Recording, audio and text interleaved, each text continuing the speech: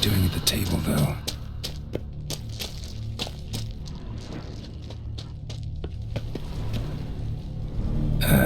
Stinks. Waterlogged. Both hands amputated. Body was quartered just as I thought.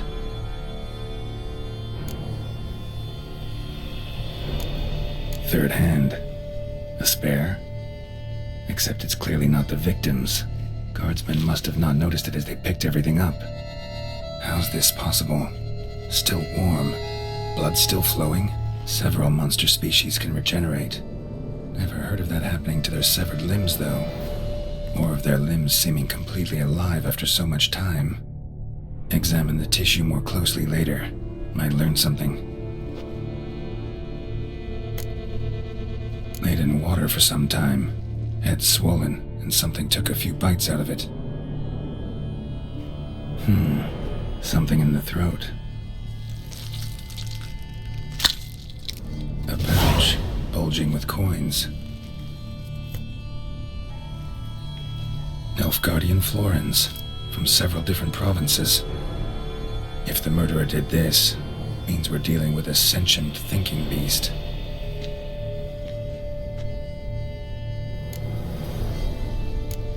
Body was chopped up after death. Blows struck with great force, but bones sliced through, not crushed. Creature that killed him had long claws, sharp as a witcher's blade. First sank its claws into the victim's heart. No BRUXA did this. So, murderer was clearly a monster, but not a BRUXA. But then why'd the BRUXA come here for the severed hand? And who does the hand belong to? Why the hell's it still warm? Now, pouch shoved down the victim's throat. What's the significance? And why was he chopped up into pieces? Lots of questions, no answers so far. Need to know about the other victims. I'll ask Palmerin to get me in to see the Duchess.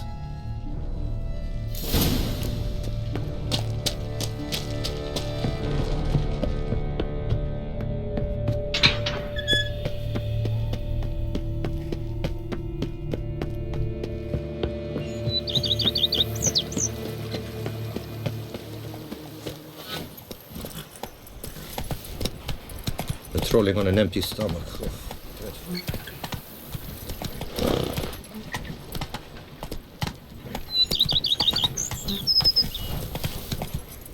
Giddy up.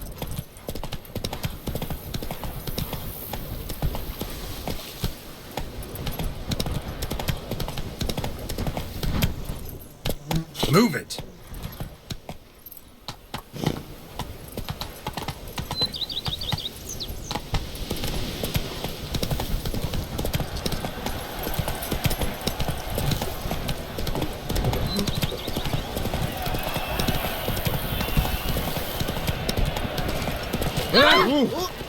Oh. Hey! Hey! This is no threat. Squeeze snake by the leg. My turn to hide! You look now! Giant belched forth the roars.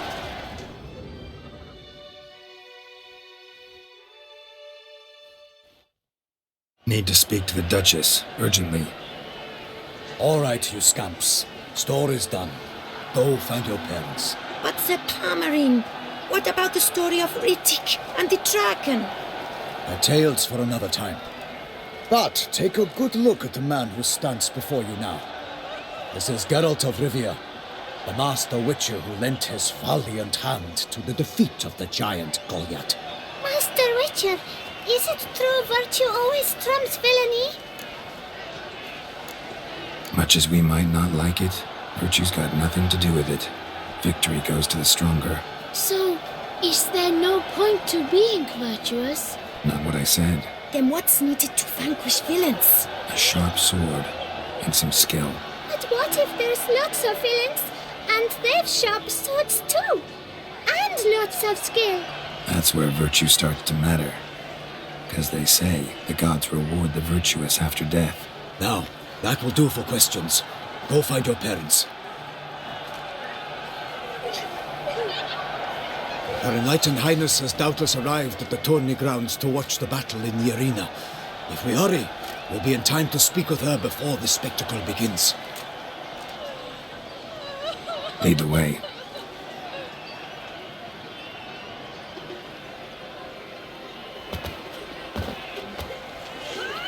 Who's fighting?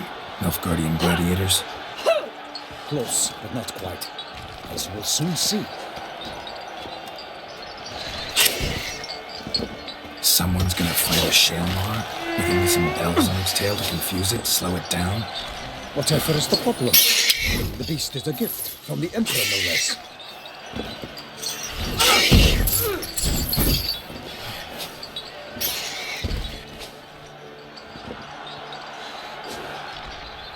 This is dangerous.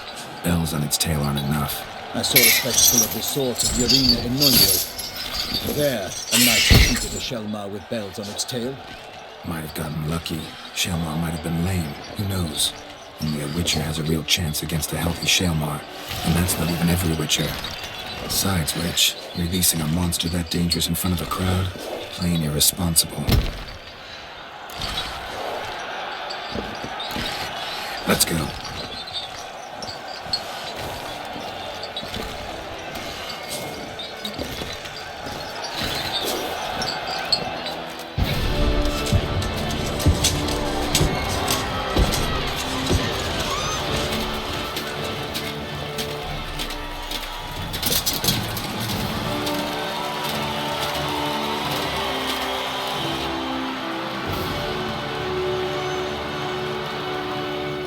I dedicate my imminent victory to fair Lady Vivian.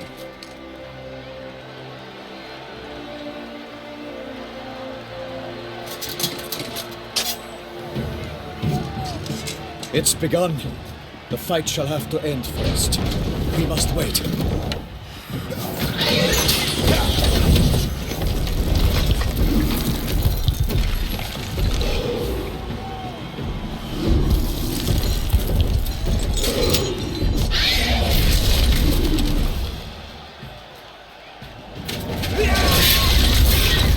Got a bad feeling about this.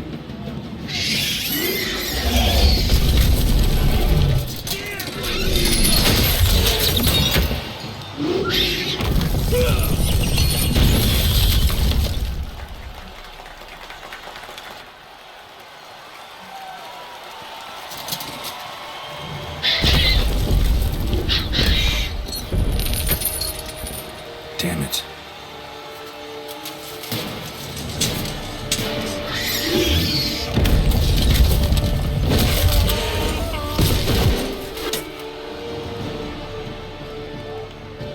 We have to help him.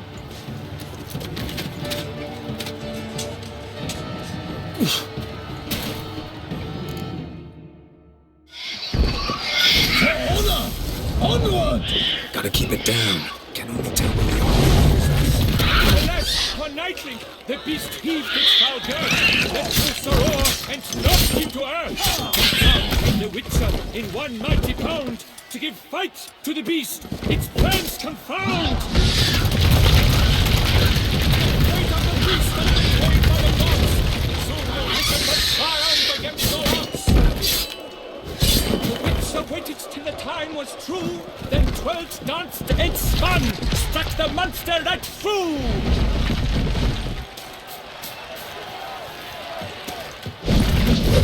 Out, bring flame, and thus the Witcher's life was snuffed. All our hopes, alas, had turned to dust. Alas, Calmarin lies prostrate.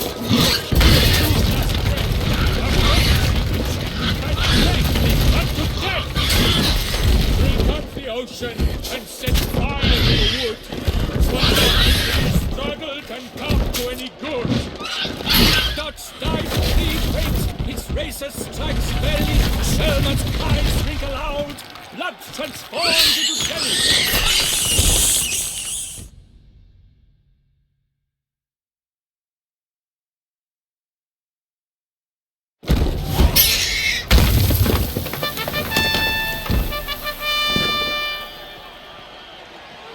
The that Shaelmaar lies defeated by Geralt of Rivia, master of the witchering trade. Behold, as the last gasps of life seep from the beast.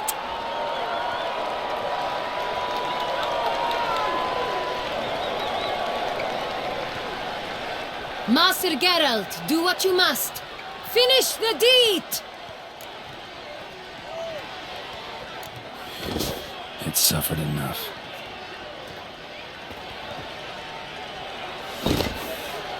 The monster lies slain! The fight is done! Praised be the victors!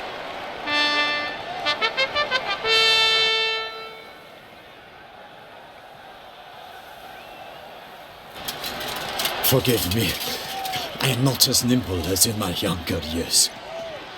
You fought bravely. Thanks for your help.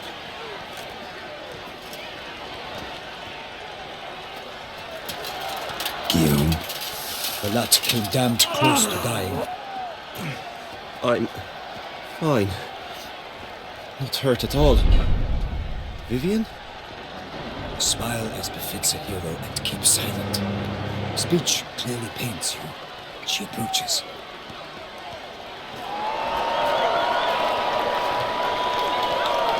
Geralt. We must talk. Vivian. You shall talk later, in the medic's tent. Geralt, magnificent, breathtaking. Your Grace. We knew that to summon you was a brilliant idea. We are delighted, ravished to have struck upon it. And I'm truly, honored. See to our young hero. Hop, hop. For we must make off with Geralt. We should talk. We had been long awaiting your arrival. Had nearly lost hope. Then suddenly, that entrance, so spectacular. Your Grace, my contract. I'd like to discuss it. Naturally, but not here. We shall need Damien. He led the investigation pending your arrival. But wherever could he be? Come, we must find him.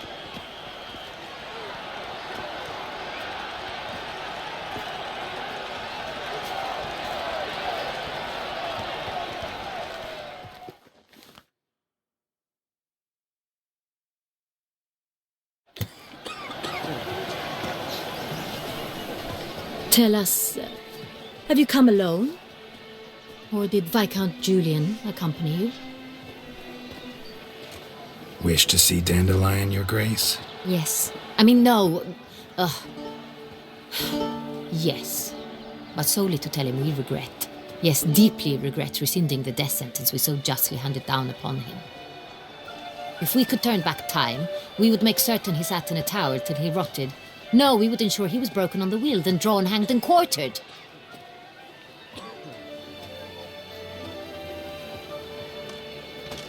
Ah, the very man we would entrust with these tasks. Damien de la Tour, captain of my personal guard. Your Grace. Witcher. Greetings. I examined the body of the beast's last victim. Might have found something. Need to analyze it. A quiet place, that's what I could use most right now. And maybe the help of an alchemist or a mage. Also like to hear all you know about the previous victims. Take it Sir de la Tour is my man for that. Firstly, call me Damien, please. Secondly, you should know I spoke against summoning you here. I've heard much about you. You bring trouble, or thus far have, always. And we've enough trouble as it is. Yet we are capable of defeating the beast on our own, without an outsider's help. I've no doubt about it. Damien, we settled the matter of the Witcher's employ some time past. Definitively. Since you have broached it nonetheless, let us discuss Geralt's pay. Are the legends true? Do Witchers usually demand that which you find at home, yet did not expect? Yes, Your Grace. The law of surprise. Time-honored. We shall be candid. The surprises we encounter on a daily basis would be of no value to one such as you. What awaits at the palace are edicts to sign and portraits of suitors from far-off lands. I fear you would find little use for either. Thus we've decided you shall receive the deed to a vineyard, CORVO BIANCO, and a sum of coin. You will doubtless consider this adequate. Title to the vineyard shall be given to you at once. Surely you'll need lodgings while you hunt. The coin, however, will be yours only once you have slain the beast. Lovely, generous gesture, Your Grace. But, CORVO BIANCO, isn't it the Duchy's temporary morgue? Is it now? The Chancellery's bungled things again, we fear. Not to be left unsupervised for one instant. Yet, in its mood, a morgue should present minimal problems to a witcher. What's more, nothing enhances a wine's reputation better than a grim legend. Thank you, Your Grace. I accept the contract, of course. But as I said before, I'll need some information. How'd it start? Who was the first victim? Crespi was the first to die. He was famed once for his many glorious tournament victories. Then he grew old, hung up his sword, and took to winemaking. Crespi was not loved by the wine merchants. He was ruthless in business and thought to cheat many a time. He asked us for a dispensation from all court ceremonies. We did not grant it. We could not. Once you've taken the oath of a knight, you remain a knight till death. How'd he die? Where'd they find the body? Quite unusual, the circumstance. He was at a feast when suddenly one of his fellow feastgoers noticed he was missing. The town watch found him an hour later, on his hands and knees, propped against the town pillory, his sword hanging from his neck. He had died of wounds inflicted with claws, not a weapon. Blows of great force. So he died suddenly, but the body was on its knees, meaning someone posed it. So it seems. Second murder. Tell me what you know. In the city there are certain nooks. No one reasonable ventures there after dark. Ramon Dulac's corpse was found in one such place. With the first murder, terror gripped the city. Its inhabitants grew wary, kept to safe areas. Consequently, news of the second victim came to us from a group of concerned cut-purses. Criminals fear the beast? Telling in a way. Take it you've excluded the possibility that Ramon died at the hands of these bandits. Do you believe me an amateur? Not hands, but claws killed Ramon Dulac. The wound was deep, clean. His body was found in the gutter, dressed in nightshirt and cap, a pillow placed under his head, and his sword replaced by a bed warmer. Ramon Dulac, a knight who but a dozen years past was an advisor to our father, the Duke. Someone went to a lot of trouble to make him look ridiculous. Maybe revenge was the motive. It's not out of the question.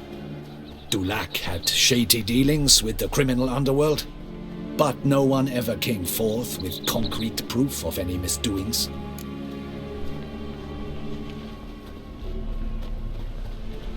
So, the first two victims were knights, best years behind them. The same could be said of the third. Sir Delacroix was wont to claim that in modern times knights face new challenges, enterprise being the latest addition to the chivalric virtues. He made a veritable fortune in the grain trade. Palmerin even nicknamed him Sir della Stinci. Found a coin pouch on his body. Contained florins dating from various times, hailing from different provinces of the Empire. Delacroix loved coin, true, but had no patience for numismatics.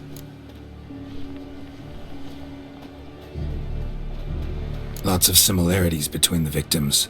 All the bodies were found in strange places under extraordinary circumstances. Seems the murderer, whoever or whatever it is, has some meaning to convey. These were honorable men. We are horrified by the disdain, the disrespect with which they were treated. These were knights of Toussaint. Blast it. Might be the point. From what you say, none was a model of virtue. Ever considered that's what the beast's trying to draw attention to? All the murdered men were knights who swore fealty to the 5 chivalric virtues. And even if the Knights of Toussaint swear fealty to what virtues exactly? honor, wisdom, generosity, valor, and compassion. beast seems to be pointing up moral decay, denouncing it. Victims were all humiliated. Might have been murdered to emphasize their lack of specific chivalric virtues. Honor compromised by the pillory. Wisdom by ridicule. Generosity by a coin pouch shoved down a throat. It seems to fit, true, though not perfectly. Can't discount the theory if it's on the lips of everyone in town. Say our reasoning's right. Next murder will be just as showy and denounce the victim's lack of the fourth virtue, valor. We can also assume that victim will be an elder knight. Let's think. At the moment, all the knights are either at the tourney grounds or in the palace gardens. Our annual hare hunt shall begin there shortly. Have you heard of the custom? Milton mentioned something. Seemed excited to prance around in a bunny costume. Not sure why. Hang on. Strange circumstances. A knight advanced in years. The famed cowardice of rabbits. Could it be that simple? Is Milton de Peyrac-Peyren the next victim? Milton also knew Delacroix. Told me so down by the river. Damien! To miss something so obvious. De Peyrac-Peyren, Crespi, Delacroix, and Delac formed a knightly team. It was years ago, but... Your Grace, we need to find Milton, immediately. Rather problematic. You see, the garden entertainments are due to start, and he's disguised as the hare, hiding somewhere, waiting for some tipsy courtiers to find him. The hare's hiding place is a carefully guarded secret. We must call off the game, at once. First and foremost, we must remain calm. Damien, order the garden searched immediately, but discreetly. By no means can we disrupt the festivities. Panic will only incite the beast to strike sooner. And you, Witcher, follow me. My gardens, my night, I shall take the fall. A murder is out of the question. I will not allow it. Not near my palace. Horses! Ready our horses!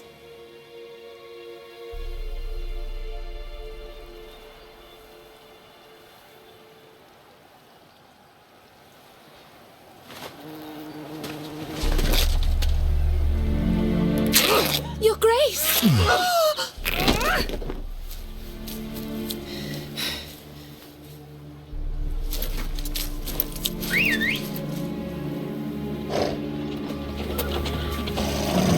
What the hell?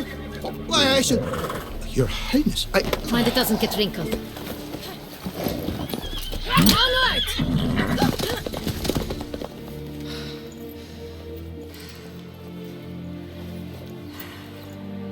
Hey! That is silk! Be careful! Give it to me!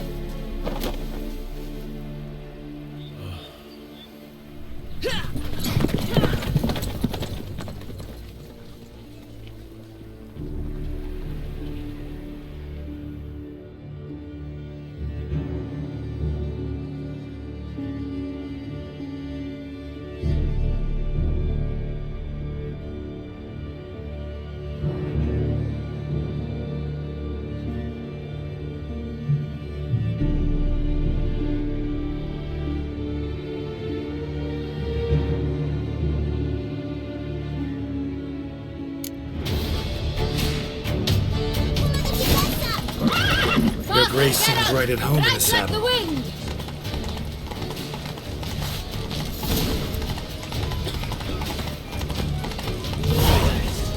Clear a path! Clear the way, I said!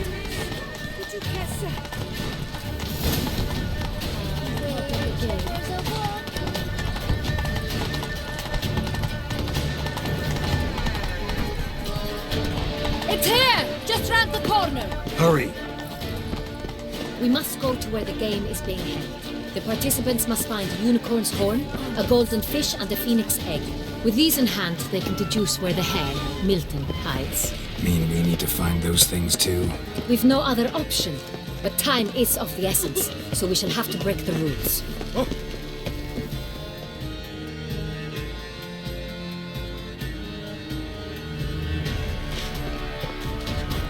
On second thought, through here.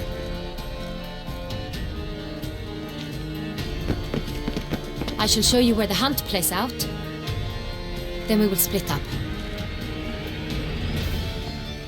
You will get hold of the unicorn horn and the golden fish, while I nab the phoenix egg. That will be quickest. The unicorn. How do I catch it? It's terribly skittish, true, but I'm sure you will find a way to earn its trust. It runs around over there, look. Golden fish. Do I need a rod or a net? Please, Geralt. It's not a real fish. Look there, towards the water. See the lights? The hunters are trying to hook the fish from boats. You must simply dive in and find it. The golden fish and the horn both contain things or clues that will help us find Milton. Once you have fish and horn, find me among the other phoenix egg hunters. All clear? Then let's get to it.